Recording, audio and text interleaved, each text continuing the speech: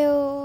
তোমরা হয়তো যারা আমার কনটেন্ট দেখো, তারা ভাবো এই মেয়েটা দুদিন পর পর কোথা থেকে উড়ে আসে, দুদিন পর পর কোথায় উড়ে চলে যায়।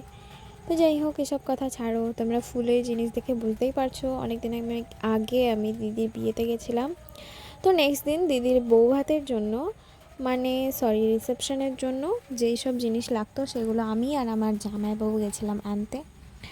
দেন সোজা আমি দুপুরে কোনো ক্লিপস নিতে পারিনি, তাই রাতের ভিডিওই করছি। জানো তো বিয়ে বাড়িতে কতটা ভিড় থাকে, তাই কোনো গেট রেডি শ্যুট করতে পারিনি, আর সাজতেও হয়েছে প্রচণ্ড কষ্টে। যাই হোক, সেজে টেজে সোজা চলে গেছিলাম জামাইবাবুর বাড়িতে। গিয়ে সোজা চলে গেছিলাম জামাইবাবুর ঘরে তত্ত্বগুলো দিতে, কারণ আমাদের বহুত ফটো ভিডিওস তোলার আছে। তারপরে এই যে ফুলসজ্জার খাটটাও দেখিয়ে দিলাম তোমাদেরকে। এরপরে আমরা সজ্জা যাব দিদির কাছে, কারণ প্রচুর প্রচুর ফটো তুলতে হবে।